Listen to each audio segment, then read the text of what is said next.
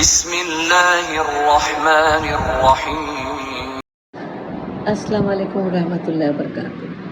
آپ اس سے پہلے میرے چینل پہ کچھ ویڈیوز دیکھ چکے ہیں جو کہ میں نے انگریزی میں بنائی تھی، اسلام کی تعلیمات سے متعلق تھی، جو کہ ریسرچ بیس تھی، وہ ذرا آڈینس اس کی ڈیفرنٹ تھی۔ لیکن اب میں جو اس قرآن کی سیریز لے کر آئی ہوں اس وقت اردو میں مبنی ہے۔ اردو میں خاص طور سے میرے مخاطب جو ہیں بچے ہیں، ٹین ایجرز ہیں، لیکن آف کورس اس کے لیے کوئی عمر کی قید نہیں ہے، بڑے بھی چاہیں گے تو اس میں بالکل اس میں شامل ہوں۔ اور مجھے وقتاً فوقتاً کمنٹ بھی ضرور کریں تاکہ ان کو کوئی کوئریز ہے، کوئی سوال ہے تو اس کا جواب دیا جا سکے۔ میری پوری کوشش ہو کہ آسان و سہل اور عام فہم زبان میں آپ تک قرآن کی تفسیر آپ سے شیئر کروں، خصوصی طور پہ بچوں سے جو کہ میرے مخاطب ہوں گے اس میں۔ اس سیریز میں میں آپ کو بتاتی چلوں کہ میں نے جس کتاب سے بہت سی کتب موجود ہیں جو کہ احادیث و قرآن کی تفاسیر پہ مبنی ہے، لیکن جس کتاب پہ میں نے خاص فوکس کیا، جس نے مجھے موٹیویٹ کیا کہ میں یہ لیکچر سیریز شروع کروں، وہ کتاب تھی سنہری تفسیر قرآن، جو کہ پروفیسر ڈاکٹر محمد اسماعیل بدایونی صاحب نے لکھی اور خصوصی طور پہ بچوں کے لیے لکھی۔ ان کی بہت زیادہ خدمات ہیں بچوں کے لیے نصائح ستہ بھی لکھی ہے، بہت ساری کتابیں ان کی موجود ہیں۔ یہ مجھے اتنی اچھی لگی کہ میں نے ان کی اجازت سے اور میں نے سوچا کہ اس پہ باقاعدہ ایک لیکچر بھی ترتیب دیا جائے اور جو کہ آسان زبان میں ہو، جس طرح انہوں نے اس میں قصوں کے ساتھ اور تفسیر اپنی قرآن کی جو بیان کی ہوئی ہے، تو میں چاہ رہی ہوں کہ میں آپ تک بھی پہنچاؤں۔ اس کے علاوہ میں ایک چیز آپ کا یہ گوش کو آزار کرنا چاہوں گی کہ یہ کتاب جو ہے قرآن، جس کو ہم جب قرآن کریم اللہ کا کلام کہتے ہیں، یہ آپ کے لیے ایک مینوئل ہے زندگی گزارنے کا۔ اس کی مثال اس طرح دی جا سکتی ہے کہ آپ کبھی اگر کوئی چیز لینے جاتے ہیں، الیکٹرانک آئٹم خاص طور سے، اور جیسے موبائل کا ایگزامپل لے لیں، جب کوئی نیا موبائل مارکیٹ میں آتا ہے، آپ لینے جاتے ہیں تو آپ ڈبہ کھول کے سب سے پہلے اس کا مینول چیک کرتے ہیں کہ اس کو آپریٹ کیسے کرنا ہے، اس میں کیا کیا فیچرز ہیں، تو ہر چیز کی دیکھی جاتی ہے آپ کا کس طرح اس کو آپریٹ کریں گے۔ تو ایسا کیسے ممکن ہے؟ اللہ تعالیٰ نے پوری کائنات تخلیق کی اور کائنات انسان کے لیے تخلیق کی، انسان کو ہر چیز بہت سے میسر ہو گئی سب کچھ، لیکن اس کا مینول بھی ضروری تھا، اس کو بتایا جائے کہ وہ کیسے زندگی گزارے گا اور زندگی گزارنے کے طریقے کیسے ہوں گے، کون سی چیز غلط ہے جو استعمال نہیں کرنی ہے جس سے آپ کی مشین بھی خراب ہو سکتی ہے، اور کون سی چیز ہے جو آپ کے فائدہ مند ہے۔ اور صرف اس میں اللہ تعالیٰ نے مینول میں ایک انفرادی طور پہ ایک آدمی کا فائدہ نہیں دیکھا ہے، ایک انسان کا فائدہ نہیں، اجتماعیت کی بات کی ہے ہر جگہ۔ تو جب آپ قرآن کو پڑھیں گے، میں کوشش یہ کریں کہ آپ اس کو اپنی مادری زبان میں بھی، کیونکہ اب تراجم ہر جگہ موجود ہے، اس کو ضرور اس سے پڑھیں آپ، اور عربی ضرور پڑھیں تلاوت کے ساتھ، تجوید کے ساتھ، قرأت کے ساتھ، بہترین رتل القرآن۔ اللہ تعالیٰ نے لکھا ہے کہ قرآن کو ٹھہر ٹھہر کے پڑھو اور اچھی خوبصورت خوش لافی سے پڑھو، وہ اپنی جگہ پہ اس کا مقام۔ لیکن ایک جو آپ کو ہدایت کی کتاب ہے تو آپ کیوں نہ اس کو خود سے پڑھیں، جب کتنے بڑے بڑے علماء اور سب نے کام اس پہ کر لیا ہے کہ اس کو ترجمہ بھی موجود ہے، اس کی تفاسیر بھی موجود ہے، تو آپ دیکھیں کہ آپ کے لیے اس میں بہتری کیا ہے، کہ اس میں کیا چیز ہے جس طرح سے آپ نے زندگی گزارنی ہے تاکہ آخرت جو کہ اصل لائف ہے، یہ تو ٹیمپرری لائف ہے آپ کی، جو کہ چند سالوں پہ محیط ہے۔ ہم اگر دیکھا جائے تو ہمیں تو سال بہت زیادہ لگ رہے ہیں، 60-70 سال بہت لمبی زندگی، لیکن دیکھا جائے تو انتہائی مختصر زندگی ہے۔ اس میں آپ نے اس کو کس طرح سے گزارنا ہے کہ وہ جو آنے والی زندگی ہے جس کو آپ کے پرماننٹ زندگی ہوگی، جس میں آپ مریں گے نہیں، اس کا کوئی اینڈ ہی نہیں ہوگا، تو وہ زندگی جو ہوگی وہ آپ کے لیے آسانیاں پیدا کرنے کے لیے آپ کو یہاں پہ ایک ٹیسٹ، ایک آزمائش کے لیے بھیجا گیا ہے، تو اس کو آپ کیسے گزاریں گے، اس کے لیے آبویسلی یہ مینول آپ کے کام آئے گا۔ اس کے لیے میں تھوڑی سی ایک وضاحت کرتی چلوں کہ قرآن کے بارے میں ہمیشہ اپنے اسٹوڈنٹس کو یہ بات بتاتی ہوں کہ قرآن کو ہم اگر 3 حصوں میں ڈیوائڈ کر لیں،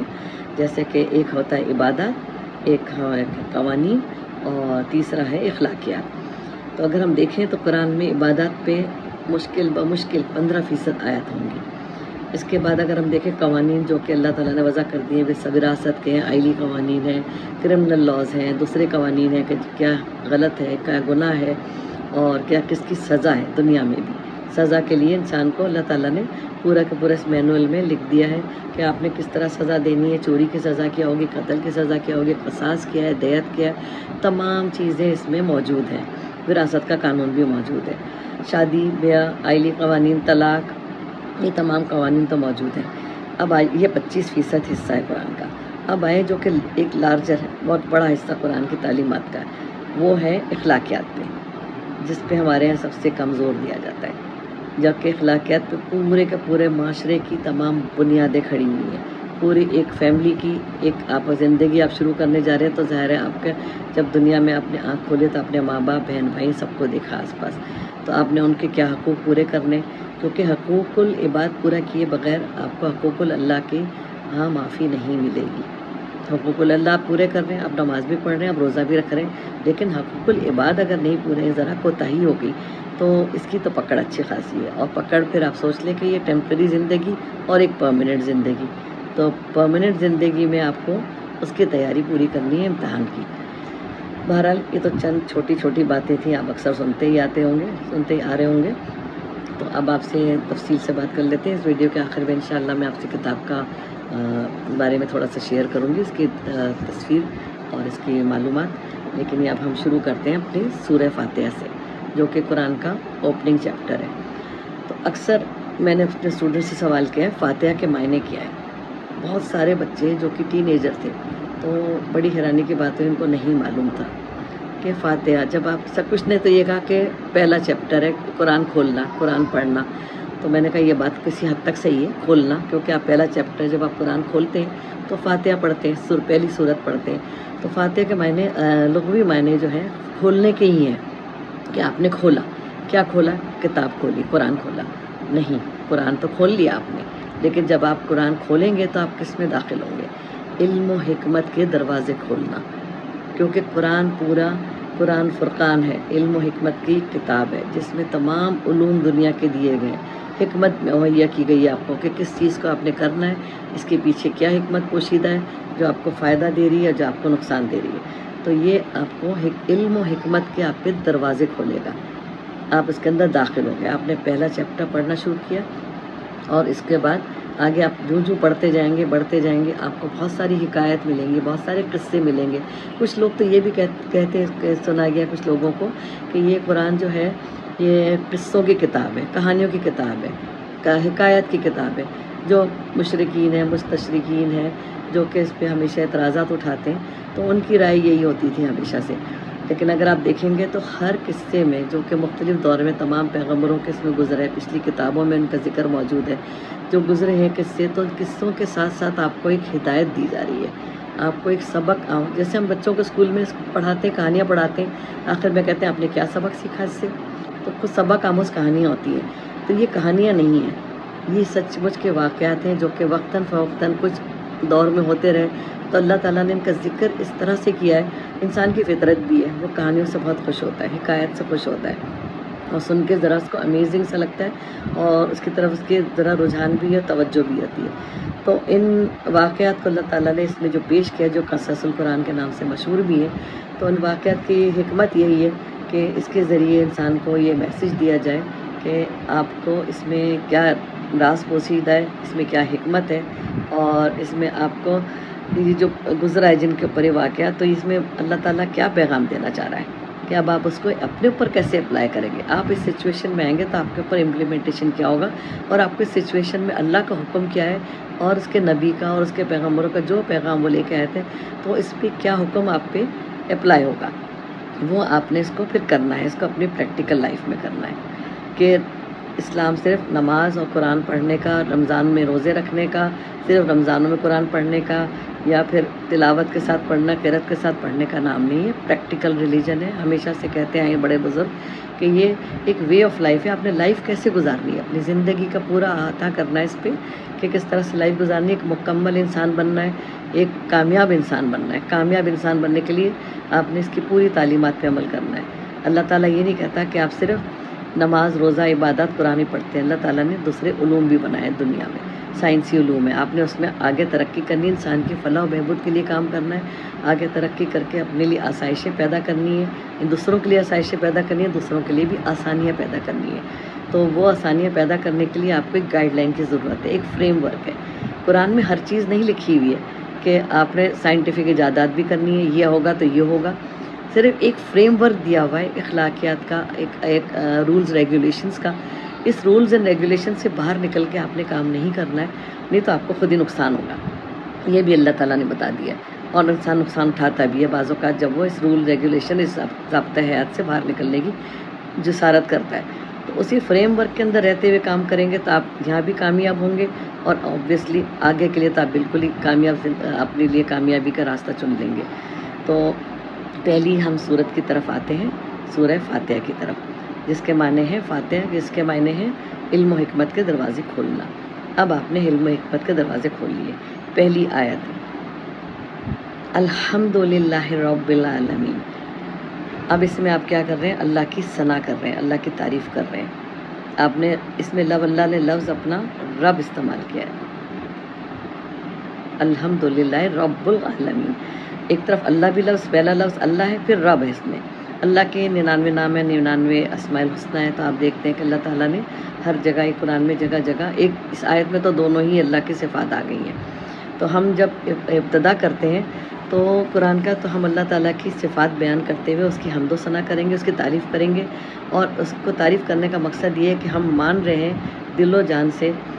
ایک ہوتا ہے ایمان بالقلب اور ایک ہوتا ہے اقرار باللسان۔ آپ نے زبان سے تو اقرار کر لیا کہ اللہ ایک ہے، وہ تمام جہانوں کا رب ہے۔ رب کا مطلب ہوتا ہے پالنے والا، جو پرووائڈر ہے، وہ تمام آپ نے زبان سے اقرار کر لیا۔ اب آپ کو دل میں بھی اس کو، اپنے یقین کو، ایمان کو پختہ کرنا ہے، صرف زبان سے اقرار نہیں کرنا ہے۔ تو آپ نے دل میں اپنے اقرار کو پکا کر لیا کہ اللہ، تمام شکر اللہ تعالیٰ کا، جس کا تمام نعمتیں جو اس نے عطا کی، تمام جہانوں کا پالنے والا ہے، رب العالمین، تمام جہانوں کا پالنے والا۔ رب کے معنی ہوتے پالنے والا۔ الرحمن الرحیم، اب یہ دو الفاظ ہیں، رحمان اور رحیم، جو کہ عموماً اس کے لوگ معنی یہ لیتے ہیں کہ دونوں کے ایک ہی معنی، دونوں کے معنی ایک نہیں ہیں۔ رحمان کا مطلب ہے کہ جو بہت رحمتیں آپ کو دینے والا، جس کی بلیسنگز ہیں، بہت زیادہ اللہ تعالیٰ نے رحمتیں دی ہیں، نعمتیں دی ہیں۔ اب اللہ کی رحمتیں اور نعمتیں صرف اہل ایمان کے لیے نہیں ہیں۔ اب یہ شرط اللہ نے نہیں رکھی کہ میں صرف جو مجھ پہ ایمان لائے گا میں اس پہ ہی رحمتیں نازل کروں گا، اللہ کو نعمتیں اسی کو دوں گا۔ آپ دیکھتے ہیں آپ کے آس پاس جو اللہ کے اس سے منکر بھی ہیں، مشرک بھی ہیں، تو وہ تمام نعمتیں ان کو بھی مل رہی ہیں، رحمتیں اللہ کی ان پہ بھی ہیں، لیکن اس کے ساتھ الرحمن الرحیم لکھ دیا اللہ تعالیٰ نے۔ رحیم، اللہ تعالیٰ ان پہ رحم کرے گا جو اللہ تعالیٰ کی نعمتوں رحمتوں کا شکر ادا کریں گے اور اس کے شرک نہیں کریں گے۔ شرک کرنے والوں کے لیے ان کے لیے رحم نہیں ہوگا۔ اب اسی سے ایک آیت، جتنی بھی ہم آیت پڑھ رہے ہیں، ایک آیت دوسری آیت سے متصل ہے، اور کنٹینیوٹی میں ہم دیکھیں گے، اس کو اس تناظر میں ہی دیکھا جاتا ہے قرآن کی آیتوں کو۔ آگے بالکل اس آیت سے جڑی ہوئی دوسری آیت ہے، مالک یوم الدین، یعنی رحم میں اس وقت کروں گا تم پر جب میں یہ بتا رہا ہے اللہ تعالیٰ کہ میں اس یوم آخرت کا مالک ہوں، جس دن حساب کتاب ہوگا۔ جب حساب کتاب ہوگا تو آبویسلی مشرک بھی آئیں گے، کافر بھی آئیں گے، مومن بھی آئیں گے۔ تو اس وقت اللہ تعالیٰ نے کہا کہ میں اپنے رحم کے دروازے صرف ان پہ کھولوں گا جو کہ جس نے میری ذات میں کوئی شرک نہیں کیا ہوگا، جو میری سے تعلیمات سے منکر نہیں تھے، جو کفار میں شامل نہیں تھے، جو کہ میرے نبی کے لائے ہوئے پیغام پہ چلتے رہے اور میری وحدانیت کا اقرار کیا۔ اب آ جائیں، اب اللہ کی تعریف آپ نے کر دی، آپ نے زبان سے بھی اقرار کر لیا، آپ نے پڑھ بھی لیا، آپ نے دیکھ لیا تمام چیزیں۔ اگر آپ ان تمام اس کو تفسیر کو، اس معنی کو، ترجمے کو اپنے ذہن میں رکھتے ہوئے نماز پڑھیں گے تو آپ کو بہت ساری انتہائی خوشی سے آپ کو ایک احساس ہوگا دل کے اندر کہ میں اپنے رب کی اتنے حضور کھڑا ہوا ہوں سامنے، اس کی تعریفیں کر رہا ہوں اور اس کو مان رہا ہوں، اقرار کر رہا ہوں کہ تو ہی سب جہان کا مالک ہے، تو ہی رحمان ہے، تو رحیم ہے، مالک یوم الدین ہے۔ پھر آ گیا وَإِيَّاكَ نَعْبُدُ وَإِيَّاكَ نَسْتَعِينُ۔ اب آپ جو ہیں آپ اللہ سے عہد کی طرف آ گئے۔ اب آپ نے حمد و ثنا ختم ہو گئی آپ کی، اللہ کی حمد و ثنا ختم کرنے کے بعد آپ اس سے عہد کر رہے ہیں کہ ہم صرف تیری ہی عبادت کریں گے اور تجھ سے ہی مدد مانگیں گے، یعنی کہ ہم عبادت میں شرک نہیں کریں گے، صرف تجھ سے تیری عبادت کر کے اور تجھ سے ہی مدد مانگیں گے، ہر چیز میں تجھ سے آگے، تیرے آگے جھکیں گے، کسی غیر اللہ کے آگے نہیں جھکیں گے۔ اب آپ عہد کر رہے ہیں نماز میں، تو آپ یہ بات نوٹ کر لیں کہ آپ دن میں 5 وقت نماز پڑھتے ہیں، کتنی رکعتیں ہوتی ہیں، ہر رکعت بغیر سورہ فاتحہ کے کمپلیٹ نہیں ہوتی ہے، اور ہر رکعت میں آپ اللہ تعالیٰ سے عہد کر رہے ہوتے ہیں کہ آپ اسی کی عبادت کریں گے اور اسی سے مدد مانگیں گے۔ اہدنا الصراط المستقیم، اب آپ نے کہا ہے کہ مجھے اللہ تعالیٰ مجھے ہدایت دے کہ میں سیدھے راستے پہ چلوں۔ اب سیدھا راستہ کس کا ہے؟ آگے آیت میں اللہ تعالیٰ بتا رہا ہے آپ نے دعا تو مانگ لی، ایک طرح آپ نے عہد کر لیا کہ میں تیرے علاوہ کسی کی عبادت نہیں کروں گا، تو اس سے تیرے علاوہ کسی سے مدد نہیں مانگوں گا۔ اب آپ کہہ رہے اللہ تعالیٰ سے پھر دعا کر رہے ہیں، اب دعا پہ آ گئے کہ مجھے سیدھے راستے پہ چلانا، تو سیدھے راستے کے لیے آپ نے پھر دعا اللہ سے مانگنی۔ نیکسٹ آیت ہے اس کی، صراط الذین انعمت علیہم غیر المغضوب علیہم ولا الضالین آمین۔ صراط الذین انعمت علیہم، ان لوگوں کے راستے پہ، صراط مطلب راستہ، ان لوگوں کے راستے پہ جن پہ تو نے انعام کیا، انعمت علیہم، اے اللہ تو نے جن پر انعام کیا۔ کون لوگ تھے وہ جن پہ اللہ تعالیٰ نے انعام کیا؟ وہ نبی کرم صلی اللہ علیہ وسلم کے صحابہ اکرام، صالحین، تبع تابعین، شہداء اور تمام بزرگان دین، ولی، اور ان کے علاوہ عام انسان بھی جو کہ اللہ کے راستے پہ چلتے رہے، انہوں نے ان سب کی پیروی کی اور مسلسل کرتے آ رہے ہیں اور اس راستے سے بھٹکے نہیں، کسی کو اللہ کی ذات میں شریک نہیں کیا۔ سیدھے راستے کا مطلب ہوتا ہے جو اللہ تعالیٰ کے احکام پہ سختی سے عمل درآمد کرتے رہے، حرام حلال کی تمیز کرتے رہے، جس کو اللہ تعالیٰ نے منع کر دیا، اللہ کے نبی نے منع کر دیا، وہ راستہ کبھی نہیں اپنایا، اس راستے پہ نہیں چلے۔ اور اگر کبھی غلطی کا ارتکاب کر بھی بیٹھے تو توبہ کر لی، کیونکہ اللہ تعالیٰ نے قرآن میں اس کا راستہ بھی بتا دیا، توبہ کر لو، پھر اس راستے پہ نہ چلنے کی قسم کھاؤ۔ تو آپ ان راستے پہ دعا کر رہے ہیں کہ آپ ان لوگوں کے راستے پہ چلائیں جو بہت نیک تھے اور جن کو اللہ تعالیٰ نے انعام و کرام سے نوازا تھا۔ تو ہماری بھی کوشش یہ ہونی چاہیے کہ صرف زبانی دعا نہیں کریں، عمل بھی کریں۔ پھر اس کے بعد ایک اور بھی دعا ہے، اس کے بعد ہے غیر المغضوب علیہم ولا الضالین۔ غیر المغضوب جن پہ اللہ کا غضب ہوا، پھر آپ اللہ سے پناہ بھی مانگ رہے ہیں، دعا کے ساتھ آپ پناہ بھی مانگ رہے ہیں۔ آپ صالحین کے راستے پہ چلنے کی تو دعا مانگ رہے ہیں، ساتھ میں ساتھ پناہ بھی مانگ رہے ہیں، دعا کر رہے ہیں کہ ان لوگوں کے راستے پہ نہیں چلانا جن پہ اللہ کا غضب ہوا۔ اب جن پہ اللہ کا غضب ہوا وہ کون لوگ تھے؟ تو حدیث سے ہمیں یہ معلوم ہوتا ہے، نبی کرم صلی اللہ علیہ وسلم، صحابہ اکرام نے استفسار کیا اس پہ، تو آپ نے بتایا کہ جن لوگوں پہ اللہ کا غضب ہوا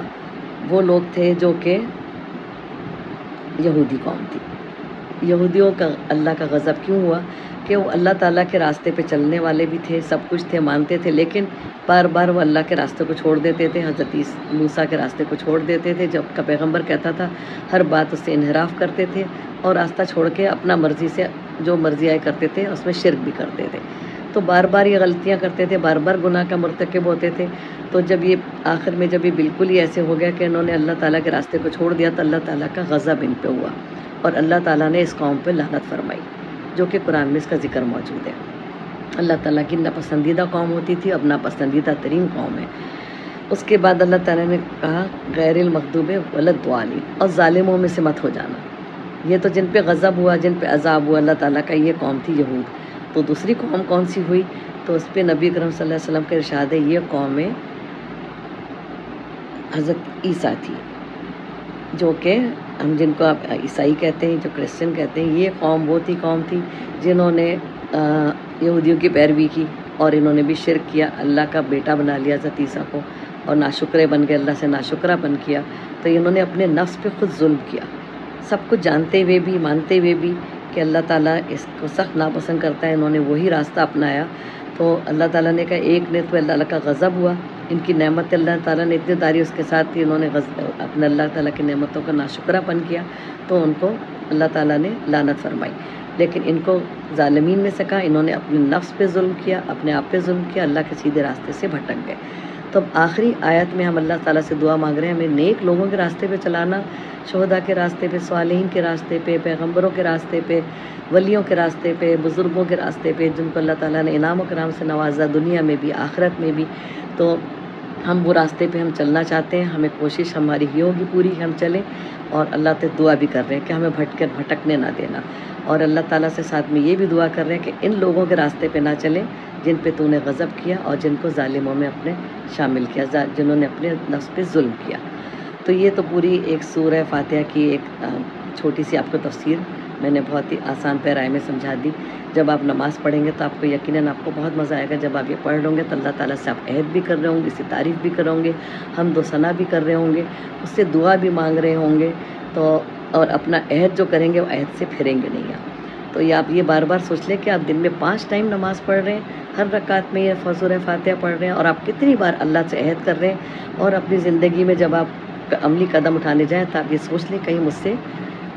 یہ عہد کی نافرمانی تو نہیں ہو رہی، کہیں میں نے عہد تو اپنا توڑ تو نہیں دیا۔ تو اسی کے ساتھ میں اپنا آج کا یہ ویڈیو ختم کرتی ہوں۔ انشاءاللہ بہت جلد آپ سے دوسری ویڈیو میں ہم آپ کے ساتھ آؤں گی میں، اور دوسری سورہ بقرہ کی ہم تفسیر اسٹارٹ کریں گے۔ آمین ثم آمین۔ صدق اللہ العظیم۔